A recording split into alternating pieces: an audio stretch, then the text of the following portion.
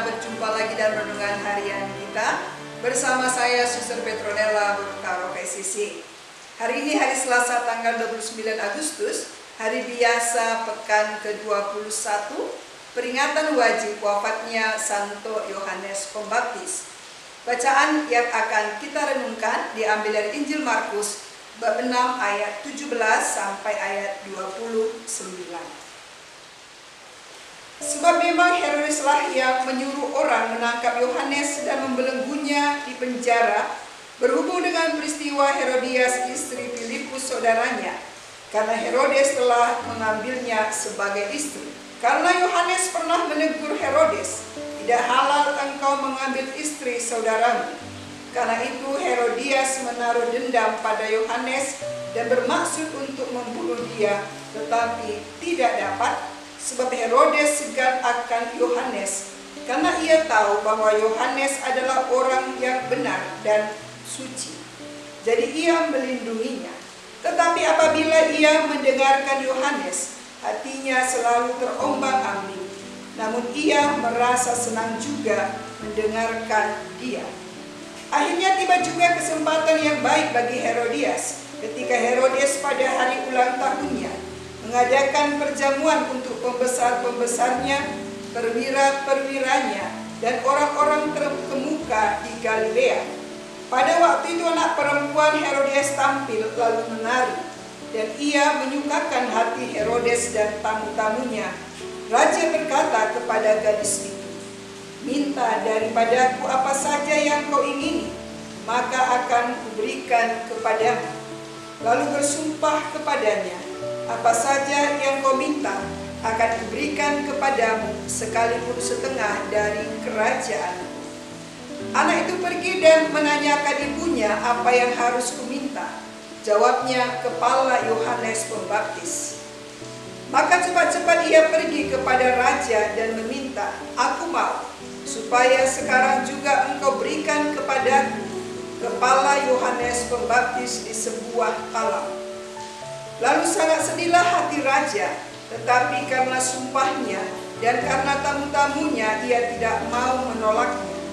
Raja segera menyuruh seorang pengawal dengan perintah supaya mengambil kepala Yohanes. Orang itu pergi dan memenggal kepala Yohanes di penjara. Ia membawa kepala itu di sebuah talam dan memberikannya kepada gadis itu, dan gadis itu memberikannya pula kepada ibunya. Ketika murid-murid Yohanes mendengar hal itu, mereka datang dan mengambil mayatnya, lalu membaringkannya dalam kuburan. Demikianlah sabda Tuhan. Saudara-saudari yang terkasih, tema permenungan kita hari ini, jangan biarkan kebencian dan dendam mewarnai hidup. Dalam hidup tentu kita pernah mengalami dibenci oleh seseorang, ataupun mungkin kita pernah membenci orang, entah karena alasan apapun. Kebencian itu halus, tidak nampak, ketika belum berwujud menjadi sebuah perbuatan. Namun jika tidak disadari, kebencian yang dibiarkan akan menjadi bom waktu yang akan menjadi ledakan besar. Kebencian ibarat seperti api yang membakar hutan yang kering. Dalam waktu singkat akan menghanguskan ladang yang berhektar-hektar.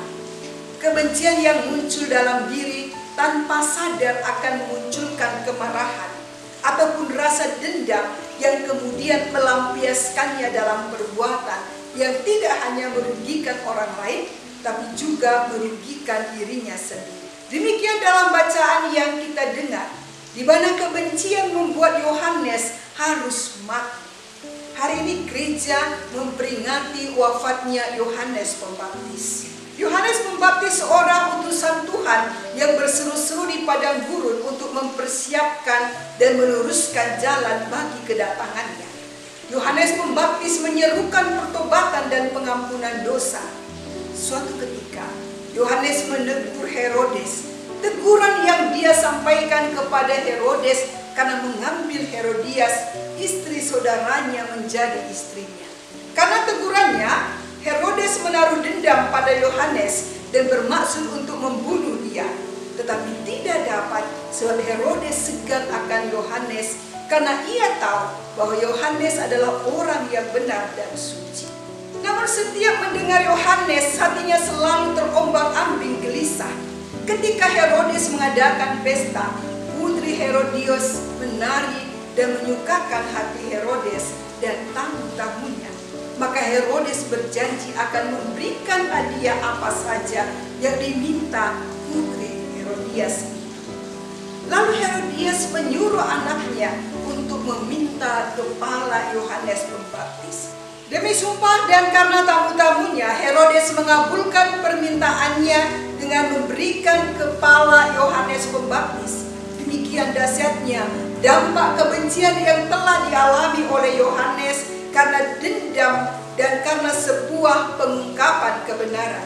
Kebencian tak akan pernah menyelesaikan masalah. Kebencian bukan obat yang baik untuk sebuah hati yang terluka, tetapi pengampunan dan kesediaan untuk mencintai membantu kesembuhan hati kita dari rasa benci. Kebencian tidak akan berakhir apabila dibalas dengan kebencian. Kebencian hanya akan padam dengan cinta kasih. Kalau kita tidak bisa menjadi seorang Yohanes Pembaptis yang berani menyuarakan kebenaran, jangan pernah biarkan api kebencian merusak hati kita dan membakar sesama yang adalah sesama kita sebagai citra Allah. Untuk itu saudara-saudari yang terkasih, marilah kita pancarkan cinta kasih dalam diri kita kepada semua orang, agar batin kita terbebas dari kebencian. Jangan membiarkan kedamaian, ketenangan, maupun kebahagiaan kita berkurang bahkan hilang hanya karena rasa benci, kemarahan, ataupun rasa dendam yang muncul dalam hati kita.